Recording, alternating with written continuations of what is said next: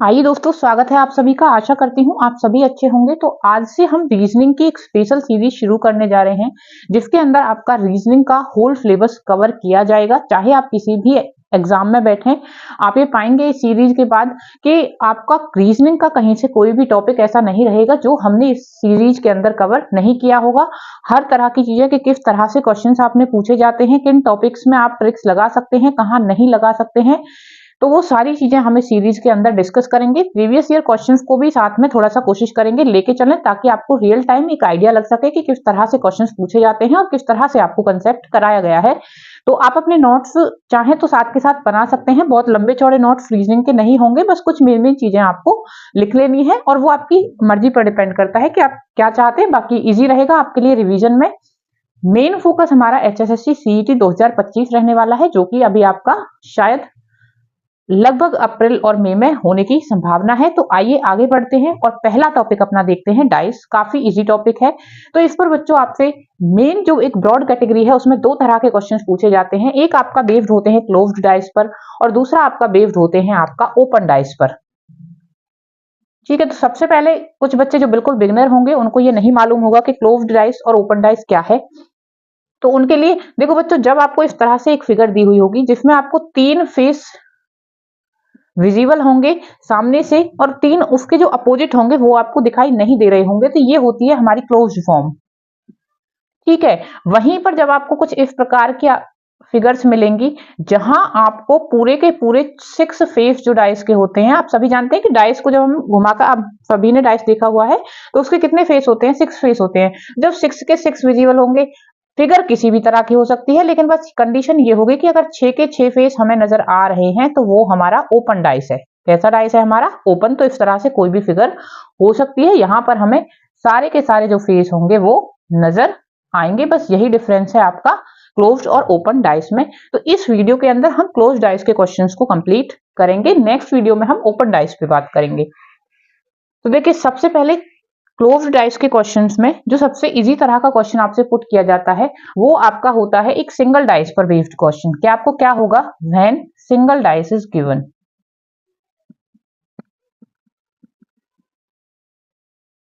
ठीक है, when single dice is given. तो यहाँ पे आपका जो कंसेप्ट लगेगा ना, वो बच्चों ये स्टैंडर्ड डाइस और नॉर्मल डाइस जो मैंने टाइप लिखे हुए हैं ना क्लोज्ड डाइस के, वो यहाँ से बनता है आपका। किस तरह? जो डाइस होता है हमारा, वो दो प्रकार का होता है, एक स्टैंडर्ड और एक नॉर्मल। स्टैंडर्ड डाइस कौन से होते हैं? जिन डाइस के अपोजिट का जो सम होता है ना, दो अपोजिट फेस का सम, दो अपोजिट फेस का सम, वो 7 होता है। ठीक है, और ये आपकी जो कंडीशन है, ये नॉर्मल डाइस में अप्लाई नहीं होती। यहाँ पे तो ये चीज फॉलो होती है, यहाँ पे ये चीज फॉलो नहीं होती। ये फर्क होता है स्टैंडर्ड और नॉर्मल डाइस में। किस तरह से? देखिए, मान लीजिए ये डाइस है आपका, तो स्टैंडर्ड डाइस के केस में आपको यहाँ पे काउंटिंग्स ही दी हुई होंगी, क्योंकि उनका सम क्या होता है? 7 होता है। मान लीजिए यहाँ 1 है, यहाँ 2 है, यहाँ 3 है, तो इनका जो अपोजिट होगा, मतलब 1 ऊपर की साइड है ना, तो जो नीचे के साइड होगा 1 का अपोजिट, वो और ये 1 मिला के 7 बनाएंगे। अब कब 7 बनेगा? जब नीचे क्या होगा? 6 होगा, तभी 7 बन सकता है। तो नीचे क्या होगा? 6 होगा। तो यहां से हम इसका अपोजिट निकाल सकते हैं इस तरह से। और इसी तरह से आपको क्वेश्चंस पूछे जाते हैं। एक देख लेते हैं। मान लीजिए कि आपको फिगर गिवन है, ठीक है, और इस पर आपका 5 1 4। क्वेश्चन आपसे कोई भी चीज पूछ सकता है। वो 5 का अपोजिट पूछ सकता है, ठीक है, वो 4 का अपोजिट पूछ सकता है। जो यहाँ विजिबल नहीं है फेस, वो उनका अपोजिट पूछ सकता है, क्योंकि वो इनमें से कोई होगा। मान लीजिए 6 का अपोजिट पूछ सकता है। तो कोई भी किसी भी फेस का अपोजिट वो आपसे पूछ सकता है। तो किस तरह सॉल्व करेंगे? देखिए, 5 के अपोजिट में क्या होगा? 5 और जो उसके अपोजिट में होगा मिलकर क्या बनाएंगे? वो 7 बनाएंगे। 7 कब बनेगा? जब यहाँ पर 2 होगा। तो 5 का जो अपोजिट होगा, 5 अगर ऊपर है तो नीचे हमारा क्या होगा? 2 होगा।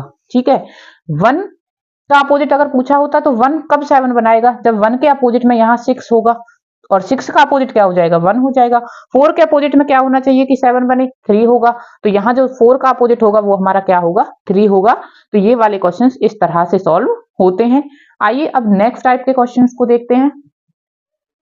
तो देखिए, यहाँ क्या होगा? जब आपको टू डाइस गिवन होंगे तो हो सकता है कि उनका कोई एक फेस कॉमन हो। ये किस तरह से होगा, आप जब एग्जांपल देखेंगे तो आपको समझ आएगा। हो सकता है उनमें टू फेस कॉमन हो और एक और टाइप आएगा जहां पे आपका कोई भी फेस कॉमन नहीं होगा। तो देखिए सबसे पहले देखते हैं कि हैविंग वन फेस कॉमन किस तरह से। मान लीजिए कि आपको इस तरह दो डाइस गिवन है,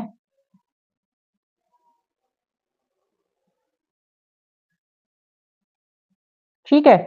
अब इनके फेस में आपको नंबर भी गिवन हो सकता है, क्योंकि जो स्टैंडर्ड डाइस का केस था वो सिंगल डाइस तक ही आपका सीमित था, क्योंकि वो वहीं पे मोस्टली अप्लाई होता है, क्योंकि सिंगल डाइस को और किसी तरह से आप लोग सॉल्व नहीं कर सकते।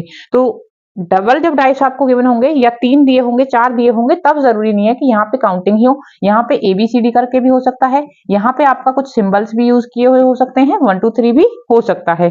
तो हम 1 2 3 का ही केस लेके चलते हैं कि काउंटिंग्स गिवन है। मान लीजिए यहाँ आपका 6 है, यहाँ 5 है और यहाँ आपका 2 है, ठीक है। यहाँ आपका 4 है, यहाँ आपका 3 है और यहाँ आपका 5 है। तो जब आप इनको देखेंगे तो क्या समझ आएगा कि 5 यहाँ पे भी है और 5 यहाँ पे भी है, बाकी कोई कॉमन नहीं है। अगर यहाँ 6 है तो यहाँ फिर 6 नहीं है, 2 है तो 2 नहीं है, ठीक है। तो सिर्फ एक क्या है आपका 5 यहाँ पे कॉमन है। तो इस तरह से जब आपके एक फेस कॉमन दिया होगा तो आपने किस तरह से क्वेश्चन को सॉल्व करना है। तो देखो बच्चों, इस तरह के क्वेश्चन में हमें कुछ नहीं करना होता। जहां पे आपका कॉमन फेस है, यहाँ है पहला कॉमन फेस, तो यहां से आप ऐसे घूम के देखेंगे कि नंबर किस तरह आ रहे हैं, 5 6 2, ठीक है। क्लॉकवाइज डायरेक्शन में जो कॉमन फेस है उससे इस तरफ घूम जाना है और अपने नंबर को इस तरह से लिख देना है। दूसरे में भी सेम करना है, जहां पे कॉमन फेस है 5 यहाँ पे है तो इस तरह से क्लॉकवाइज डायरेक्शन में घूमना है, 5 4 3 को इनके नीचे लिख देना है। अब जो जिसके नीचे आया वो उसका अपोजिट, लेकिन 5 के नीचे कुछ नहीं आया तो इनमें से एक हमें नहीं नंबर मिला होगा, वो जो नंबर दिख नहीं रहा है वही 5 का अपोजिट होगा। तो यहाँ पे क्या नहीं है, 1 नहीं है, तो 5 के अपोजिट में हमारा क्या हो जाएगा, 1 हो जाएगा। आई होप समझ आया होगा।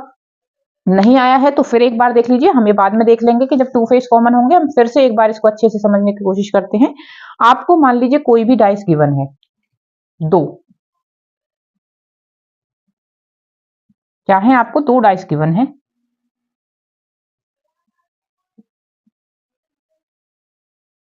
मान लीजिए यहाँ A, यहाँ B, यहाँ C, यहाँ D, यहाँ E और यहाँ पे आपका B। कॉमन फेस क्या है इनके अंदर, देखो A तो यहाँ नहीं है, C भी इसमें नहीं है, B ऐसा है जो दोनों में है, मतलब B क्या है, हमारा कॉमन फेस है।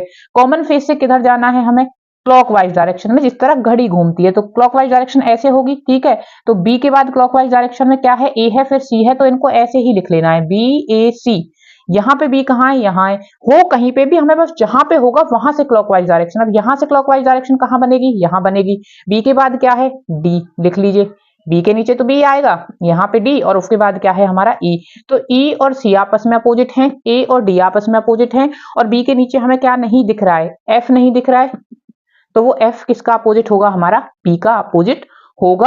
अब यहां से हम तीनों का अपोजिट निकाल सकते हैं। तो क्वेश्चन जो फ्रेम होगा वो किसी का भी अपोजिट पूछ सकता है, जो यहाँ विजिबल है उनका भी पूछ सकता है, जो यहाँ विजिबल नहीं है उनका भी पूछ सकता है, क्योंकि हम क्या कर सकते हैं, हम तीनों के अपोजिट फेस को एग्जैक्टली यहाँ से फिगर आउट कर सकते हैं। आइए अब सेकेंड टाइप पे आते हैं। सेकेंड टाइप हमारा क्या था कि जब हमको 2 कॉमन फेस गिवन होंगे, क्या होंगे, जब यहीं पे लिख लेते हैं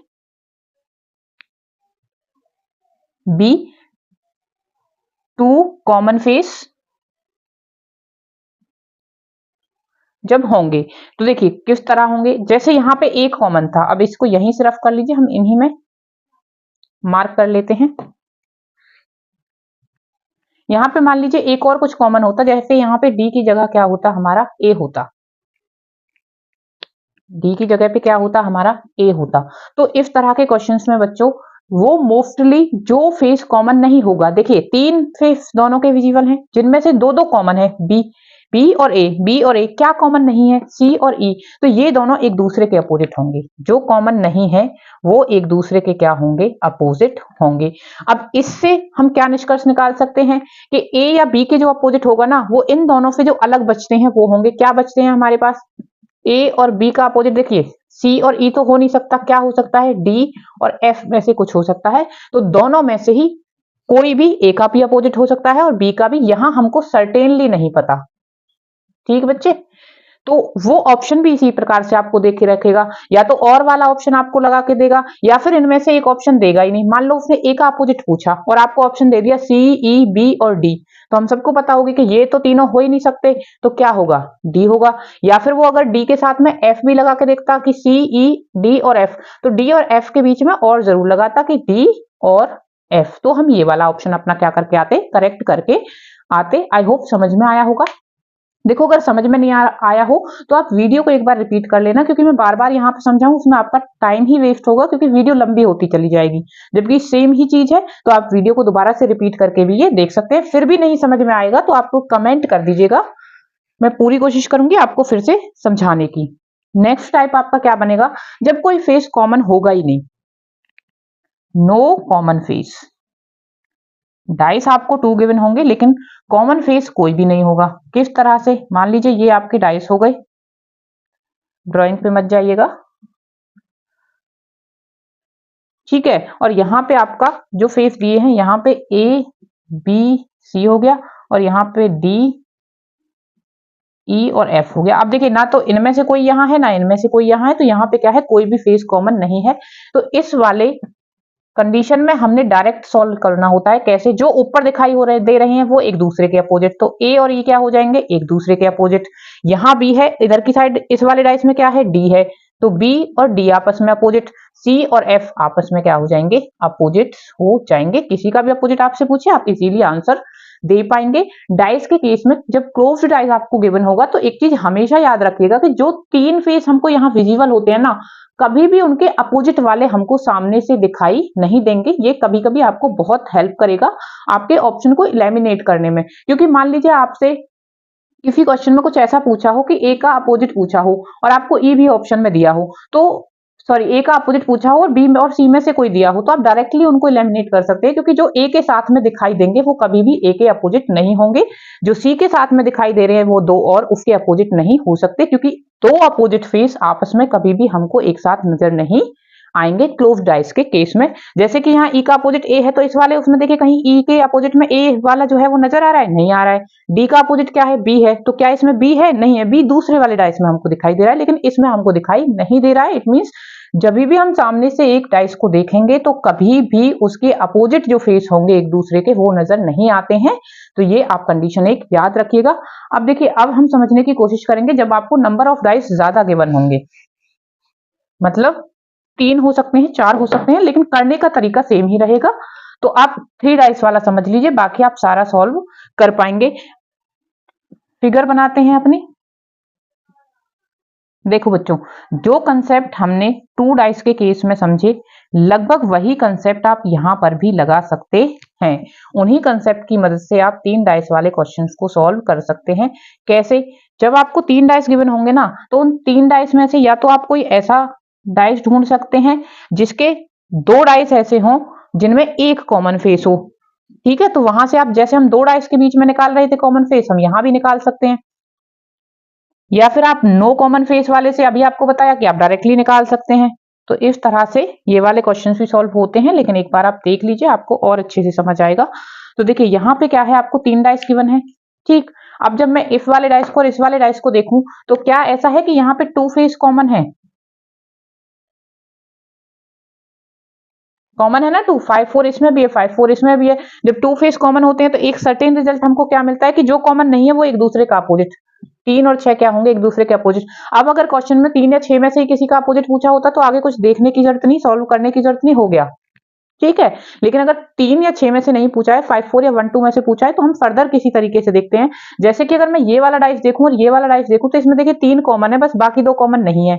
तो क्या जो सबसे पहला तरीका था उससे हम एक दूसरे के अपोजिट निकाल सकते हैं, निकाल सकते हैं। किस तरह करना था, जो सेम है उससे क्लॉकवाइज डायरेक्शन लिख लेनी थी। 3 सेम है तो 3 से इधर क्लॉकवाइज डायरेक्शन में 3 4 और 5, ठीक है, 3 4 5। यहाँ 3 कहाँ है, यहाँ क्लॉकवाइज डायरेक्शन में कैसे जाएगा, 3 1 2 3 1 2। क्या यहाँ नजर नहीं आ रहा है, 6, तो 6 क्या होगा, 3 का अपोजिट। मिल गए हमको एक दूसरे के अपोजिट। तो इस तरह से भी हम क्या कर सकते हैं, इसको सॉल्व कर सकते हैं। अब वो डिपेंड करता है कि आपसे क्वेश्चन किस तरह से पूछा गया है। अगर इतना लंबा जाने की जरूरत नहीं है तो फिर क्यों जाना है। अगर वो 3 और 6 का ही पूछता है तो सीधा सीधा हो जाएगा। और हैविंग नो कॉमन फेस भी हम इसको कर सकते हैं, क्योंकि मान लीजिए कि अगर आपको कोई ऐसा दे रखा हो जो क्वेश्चन होगा वहां पे नंबर जिसके अपोजिट फेस हमको उसके साथ में विजिबल होगा, तो हम वहीं से उसको क्रॉस कर सकते हैं कि हाँ भाई ये तो अगर साथ में दिखाई दे रहे हैं तो 5 और 6 तो अपोजिट हो ही नहीं सकते क्योंकि एक साथ दिखाई दे रहे हैं। 4 और 5 कभी अपोजिट नहीं हो सकते, 4 और 3 अपोजिट नहीं हो सकते, 2 और 1 अपोजिट नहीं हो सकते। तो इस तरह से भी आप एलिमिनेट करके भी अपना क्वेश्चन सॉल्व कर सकते हैं। तो बच्चों जो डाइस के क्वेश्चन हैं क्लोज्ड डाइस वाले वो सिर्फ इसी कंसेप्ट पर बेस्ड होते हैं। आपसे वो आपसे 4 डाइस का पूछेगा या 4 फिगर बना के दे दे तो भी आप सेम इन्हीं तरीकों से उन क्वेश्चंस को सॉल्व कर सकते हैं। नेक्स्ट वीडियो में हम मिलेंगे ओपन डाइस के क्वेश्चंस के ऊपर, किस किस तरह के क्वेश्चंस आपसे पूछे जा सकते हैं, कौन कौन सी फिगर आपको दी जा सकती हैं और किस तरह उनको सॉल्व करना है। उसके साथ ही हम कुछ इंपोर्टेंट प्रीवियस ईयर से क्वेश्चंस उठाकर उनको भी सॉल्व करेंगे ताकि आपको एक रियल टाइम का आइडिया लगेगा कि किस तरह से क्वेश्चन आपसे पूछे जाते हैं। मिलेंगे नेक्स्ट वीडियो में।